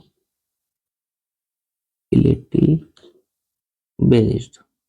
क्या बहुत बार बच्चा ना एमसीक्यू को फटाफट दिखता है, एग्जाम टाइम में दिखता है, इसलिए मेरा पता नहीं दिमाग चल रहा है कि फटाफट समझाओ। खैर कोई बात नहीं। कॉस्ट यूनिट, हालांकि एकदम फटाफट भी नहीं समझा रहा हूँ मैं, पूरा लॉजिक समझा रहा हूँ। चलो, कॉस्ट यूनिट रिफर्स टू, पहले क्या लिखा है, मेथड ऑफ कॉस्टिंग। तो मेथड ऑफ कॉस्टिंग में देखे थे ना, प्रोसेस कॉस्टिंग, बैच कॉस्टिंग, वो आता है मेथड ऑफ कॉस्टिंग में। आप पूरा आप हेडिंग ये है आपकी बुक में, है ना। प्रोसेस कॉस्टिंग या बैच कॉस्टिंग आपकी बुक में पूरी हेडिंग मिल जाएगी आपको। फिर unit of quantity of product, हाँ ये पॉइंट नंबर बी लिखा है, unit of quantity of product और सर्विस, मतलब समझे थे ना अपन कॉस्ट में केजी वगैरह में, पैसेंजर टन किलोमीटर वगैरह, तो ये आएगा पॉइंट नंबर बी। फिर क्या लिखा है, सेंटर वेयर कॉस्ट इनकर्ड, नहीं ये तो अपन देखते हैं ना कॉस्ट सेंटर, उसकी बात की जाती है। टेक्निक ऑफ कॉस्टिंग मतलब इसकी बात, टेक्निक ऑफ कॉस्टिंग मतलब स्टैंडर्ड हो गया, बजट हो गया, ये उसकी बात की जा रही है। फिर cost incurred for decision making, decision making के लिए जो कॉस्ट खर्चा करेंगे उसको क्या बोलेंगे, ये बोलेंगे कि नहीं, सम कॉस्ट इसलिए नहीं बोलेंगे क्योंकि ऐसा, इसका मतलब क्या होता है कि खर्चा हो चुका है और डिसीजन मेकिंग के लिए कोई यूजलेस है। लाइक मैंने आपको एग्जांपल दिया था मूवी टिकट का, कि मूवी टिकट देख लिया, मूवी पसंद नहीं आ रही तो आप मूवी देखो या मत देखो। हिस्टोरिकल कॉस्ट भी डिसीजन मेकिंग के लिए इंपॉर्टेंट नहीं है क्योंकि खर्चा हो चुका है, अब क्या डिसीजन लेंगे भाई। रिलेवेंट कॉस्ट इंपॉर्टेंट है डिसीजन मेकिंग के लिए, क्योंकि भाई की कोई ऑर्डर आया है, कोई ऑफर आया है हमारे लिए, तो खर्चा करे कि ना करे, प्रोडक्ट को सेल करे कि ना करे, प्रोडक्ट को बनाए कि ना बनाए, क्योंकि प्रोडक्ट को बनाना है तो उसके लिए खर्चा तो करना पड़ेगा, है ना। तो डिसीजन मेकिंग के लिए यूज होगा रिलेवेंट कॉस्ट का, इसको इंपॉर्टेंट कर लो, एग्जाम में चांसेस ज्यादा है। कौन से चैप्टर में ज्यादा है, मार्जिनल कॉस्टिंग में इसका चांसेस ज्यादा रहता है, और आपके नेक्स्ट में भी है, नेक्स्ट ग्रुप में, है ना। उसका क्या लिखा है, अब्जॉर्ब कॉस्ट, अब्जॉर्ब कॉस्ट की बात ही नहीं आती है यहाँ पर। इसका मतलब क्या होता है कि भाई अब्जॉर्ब किया जाता है, अब्जॉर्ब किसी भी तरीके से किया जा सकता है, यानी कि किसी भी कॉस्ट को क्या करना, प्रोडक्ट की कॉस्ट के साथ अब्जॉर्ब करना। फिर विच of the following is a controllable cost, कौन सी कॉस्ट कंट्रोलेबल है?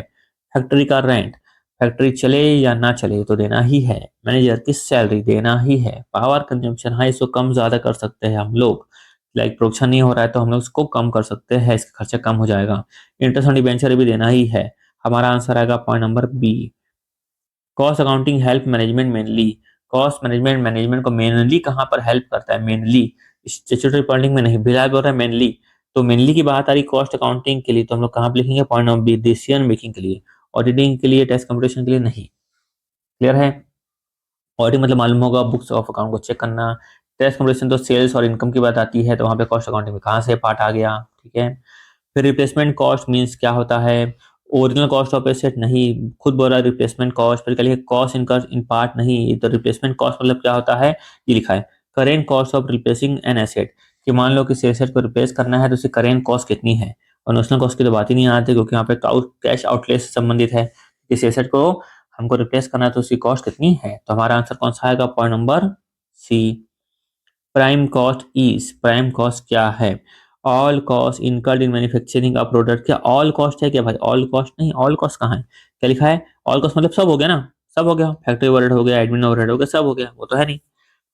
Total cost of direct cost, नहीं हाँ डायरेक्ट कॉस्ट मतलब डायरेक्ट मटेरियल, डायरेक्ट लेबर और डायरेक्ट एक्सपेंस का खर्चा है। ठीक है, direct material, direct labour plus direct expense.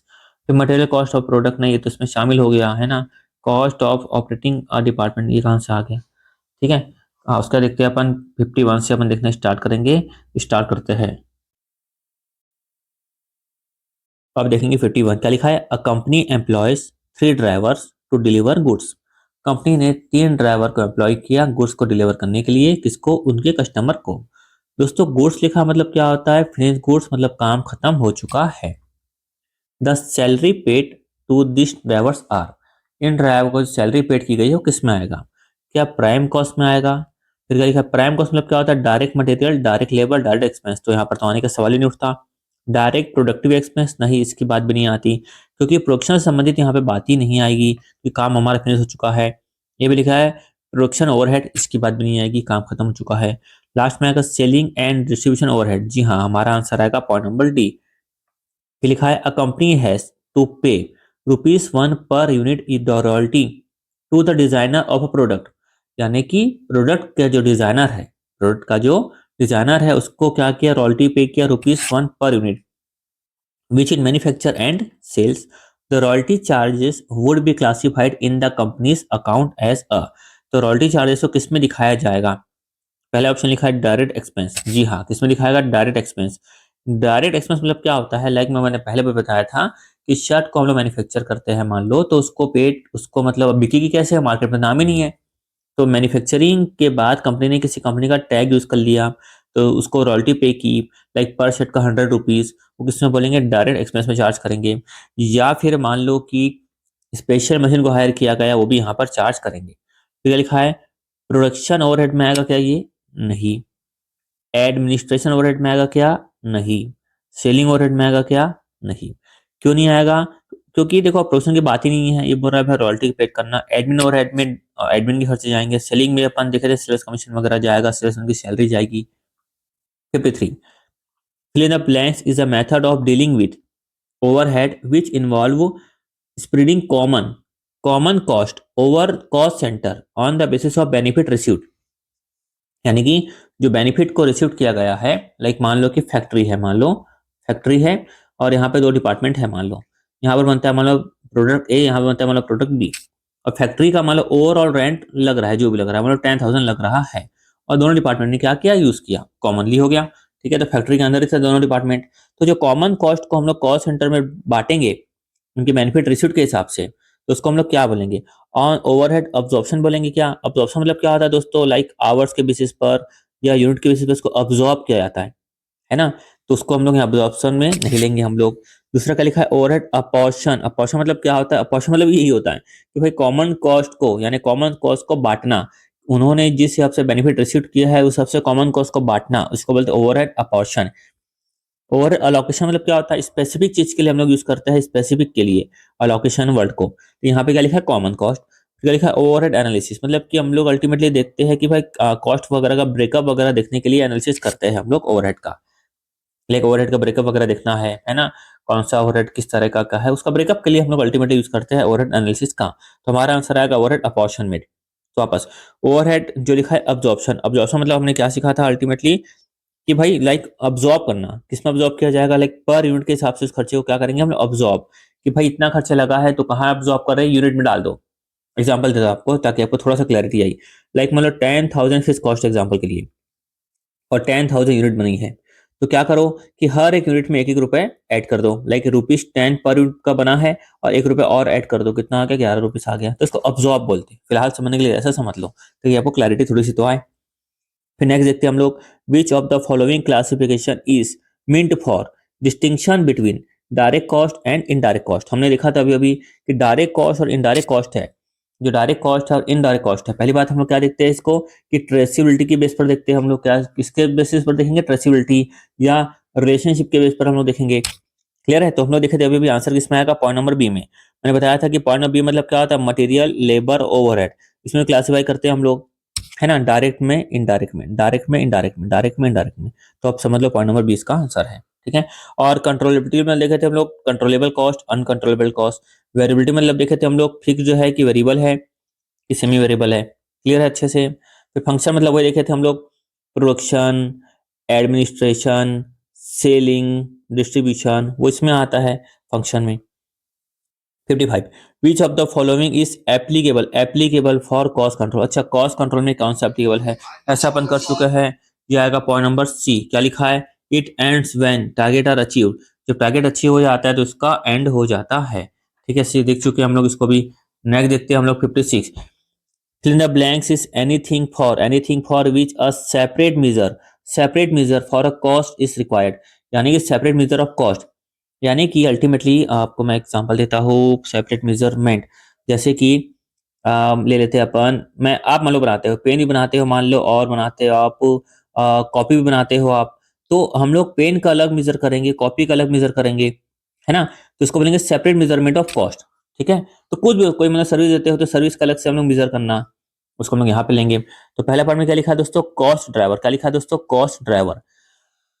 तो कॉस्ट ड्राइवर मतलब क्या होता है, लाइक मान लो कि 1 मशीन आवर का लगा ₹10 और 10 मशीन आवर का कितना लगा, मान लो ₹100। तो यहाँ पर अल्टीमेट जो आवर है ना, मशीन आवर, वो क्या हो गया, कॉस्ट ड्राइवर, क्योंकि एक मशीन आवर का 10 मशीन आवर का 100, तो जो मशीन आवर क्या हो गया यहाँ पर, कॉस्ट ड्राइवर। कॉस्ट सेंटर तो मालूम है जहां पर पूरी कॉस्ट को हम लोग अलोकेट करते हैं। कॉस्ट भी मालूम है अपन को, लाइक देखा था हमने केजी वगैरह में होता है, केजी में, मीटर में, अपन देखा था पैसेंजर किलोमीटर में, वो कॉस्ट यूनिट। फिर क्या लिखा है, कॉस्ट ऑब्जेक्ट। जी हाँ, इसका आंसर क्या होगा, कॉस्ट ऑब्जेक्ट। कि भाई हम लोग जैसे यहाँ पर पेन भी क्या है, कॉस्ट ऑब्जेक्ट की, इसका हम लोग सेपरेट मेजरमेंट करेंगे, इसकी कॉस्ट हम लोग निकालेंगे, इसकी भी कॉस्ट निकालेंगे, इसकी कॉस्ट निकालेंगे, जितने भी कॉस्ट ऑब्जेक्ट है सबकी हम लोग सेपरेट मेजरमेंट ऑफ कॉस्ट करेंगे। तो पॉइंट नंबर डी इसका आंसर आएगा। टिकट काउंटर इन अ मेट्रो स्टेशन, मेट्रो स्टेशन में जो टिकट काउंटर है किसका एग्जाम्पल है, क्या प्रॉफिट सेंटर का एग्जाम्पल है, नहीं भाई, वहां पर तो टिकट बेच रहे हैं ना, टिकट बेच रहे हैं तो तुरंत ऐसे प्रॉफिट मालूम चलेगी। तो टिकट जो बेच रहे हैं, टिकट काउंटर बोल रहे हैं, टिकट जो बेच रहे हैं, तो वो इसका पार्ट नहीं होगा, क्या बोलते हैं, एक मिनट, हाँ हाँ, कहाँ थे अपन, हाँ, टिकट जो बेच रहे हैं वो प्रॉफिट सेंटर का पार्ट नहीं होगा, इन्वेस्टमेंट सेंटर का पार्ट कहाँ से होगा, है ना, प्रॉफिट का काउंटर मतलब प्रॉफिट को, टिकट को हम लोग सेल कर रहे हैं, कॉस्ट सेंटर का पार्ट नहीं होगा, सेल कर रहे हैं तो प्रॉफिट भी कमा रहे हैं, that's why point number D इसका आंसर होगा, रेवेन्यू सेंटर। फिर क्या लिखा है, which of the following is an example of functional classification of cost. Functional, अभी अभी तो देखा था ऊपर में, फंक्शनल कहाँ गया, ये पॉइंट नंबर ए देखा था, फंक्शनल, ये कहाँ गया, ये फंक्शनल, प्रोडक्शन, है ना, एडमिनिस्ट्रेशन, और क्या देखा था, सेलिंग, डिस्ट्रीब्यूशन। तो ये जो है फंक्शनल में आएगा।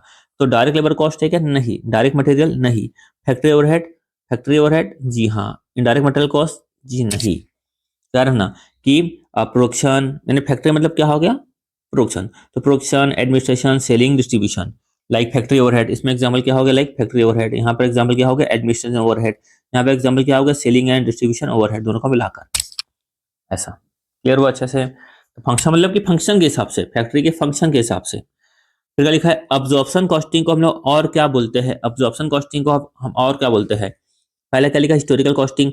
जी हाँ, अब्जॉर्ब मतलब कि भाई जो खर्चा हो चुका है किसमें अब्जॉर्ब करे, जो खर्चा हो चुका है हिस्ट्री में उसमें किसमें अब्जॉर्ब करे, तो इसको ये भी बोलते हैं ट्रेडिशनल। जी हाँ, ट्रेडिशनल कॉस्टिंग बोलते हैं। लाइक अभी जो बात करूं मैं, अभी जो प्रेजेंट टाइम में है, तो मॉडर्न अप्रोच बोलते हैं हम लोग मार्जिनल कॉस्टिंग को। किसको बोलते हैं, मार्जिनल कॉस्टिंग को। और ऑब्जॉर्प्शन कॉस्टिंग होती है ट्रेडिशनल। क्या होती है, ट्रेडिशनल। ध्यान रखना, ऑब्जॉर्प्शन कॉस्टिंग ट्रेडिशनल भी होती है, हिस्टोरिकल भी होती है। फुल कॉस्टिंग मतलब क्या होता है कि पूरा खर्चा हम लोग क्या करते हैं, लाइक वेरिएबल हो या फिक्स्ड हो, पूरा खर्चा हम लोग क्या करते हैं प्रोडक्ट में करते हैं, दैट्स उसको फुल कॉस्टिंग बोलते हैं। तो इसका मेन आंसर आएगा दोस्तों point number D, all of the above.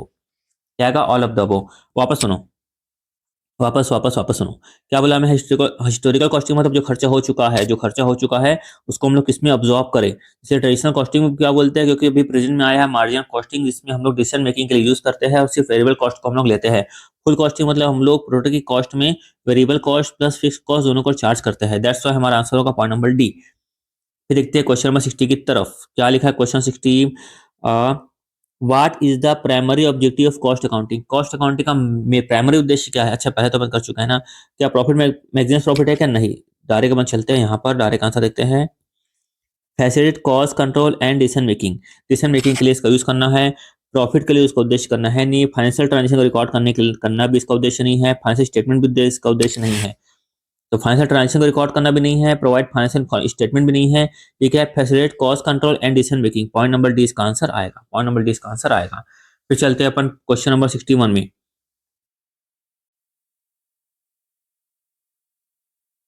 हम्म अब देखते हैं आप लोग 61 क्या लिखा है।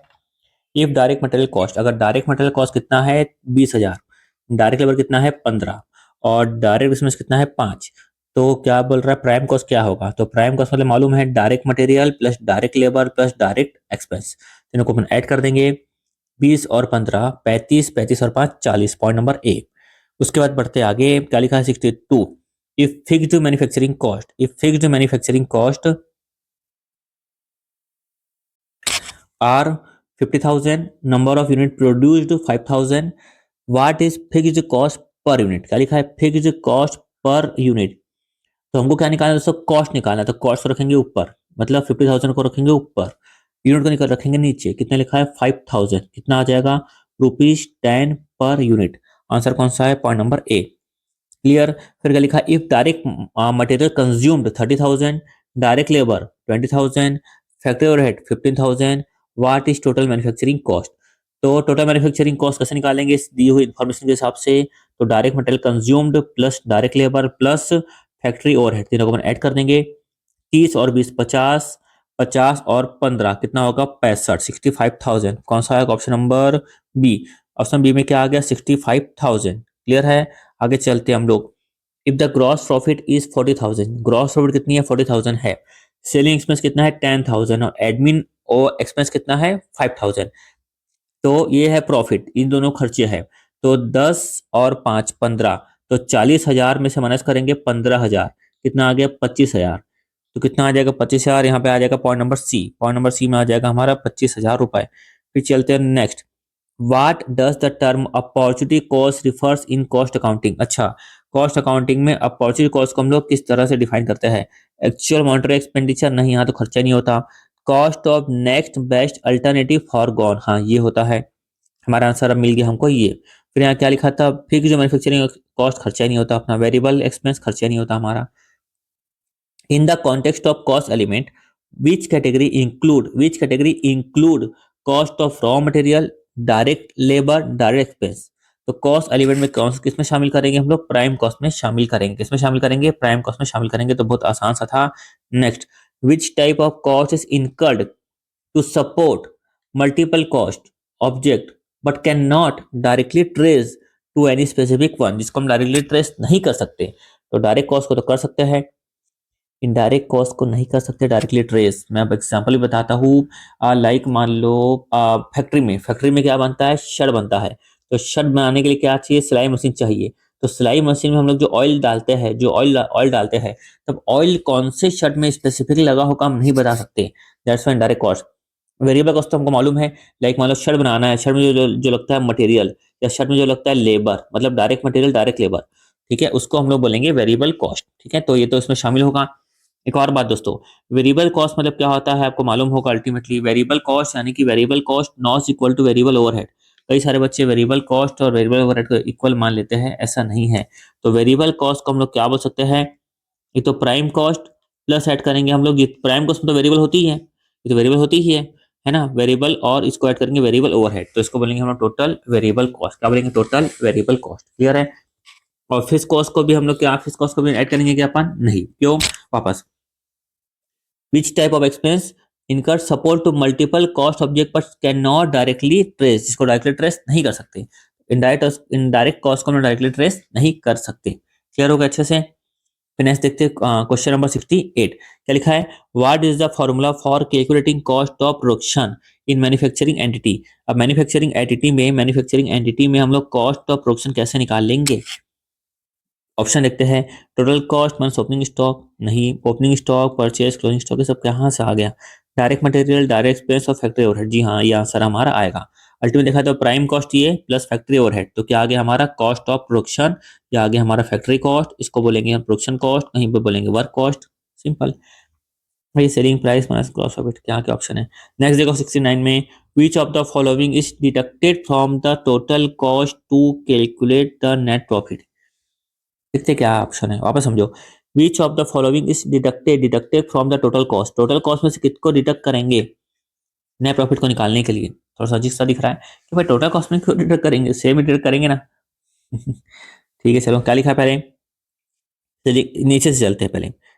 इनडायरेक्ट लेबर दोस्तों ये कहाँ पे आता है, फैक्ट्री ओवरहेड में आता है, आपको अच्छे से मालूम है। ठीक है, उसके बाद डायरेक्ट मटेरियल ये प्राइम कॉस्ट में आता है। ओपनिंग स्टॉक हम लोग यूज करते हैं COGS निकालने के लिए। सबसे जब लास्ट में हमारा निकलता है, क्या निकलता है, cost of sales plus add करते हैं प्रॉफिट, फिर आता है हमारा दोस्तों सेल्स। क्लियर है। तो कहीं ना कहीं सबसे लास्ट में यही आता है प्रॉफिट के जब संबंध की बात करें, तो हमारा ऑप्शन कौन सा होगा, पॉइंट नंबर ए। क्या लिखा है, सेलिंग एक्सपेंस, क्या लिखा है, सेलिंग एक्सपेंस। क्लियर हुआ। स्टडी मटेरियल मेरे सामने है, क्वेश्चन भी चेक कर लेता हूँ। Which of the following deducted from the total cost to calculate net profit. ठीक है, ऑप्शन कौन सा आएगा, option number A, selling expense. Question तो देख लिया, आंसर देख लेता हूँ 16 का, पॉइंट नंबर ए। ठीक है, सेलिंग एक्सपेंस। क्लियर है, तो इसका आंसर आएगा सेलिंग एक्सपेंस। लॉजिक क्लियर हुआ ना। ओपनिंग स्टॉक कहाँ पे आता है, COGS में। डायरेक्ट मटेरियल कहाँ पे आता है, प्राइम कॉस्ट में। इनडायरेक्ट लेबर कहाँ आता है, फैक्ट्री ओवरहेड में।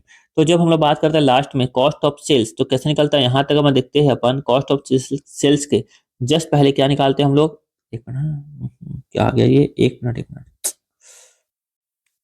ओह, तो टेक्निकल मिस्टेक थी। अब आगे बढ़ते हैं। टेक्निकल मिस्टेक मतलब मेरे टैबलेट की, पढ़ाई की नहीं। फिर क्या लिखा है, point number, question number 7। If a business has an opportunity cost of 10,000, business की अपॉर्चुनिटी कॉस्ट कितनी थी, 10,000 थी, for choosing one project over another. ठीक है, वही जो बताया कि भाई मेरी शॉप है, शॉप पे दो ऑप्शन है, या तो मैं इसको रेंट में दे दूँ या ओन पर्पज के लिए मैं यूज करूँ। ठीक है, व्हाट इज इकोनॉमिक कॉस्ट, तो इकोनॉमिक कॉस्ट क्या होगी, मतलब दोस्तों क्या लिखा है वापस, अपॉर्चुनिटी कॉस्ट कितनी है, 10,000। हमने अभी अभी देखा था कि इकोनॉमिक कॉस्ट को हम लोग क्या बोलते हैं, अपॉर्चुनिटी कॉस्ट भी बोलते हैं, मतलब इसका आंसर क्या आएगा, 10,000 ही आएगा, जिसको बोलेंगे पॉइंट नंबर ए।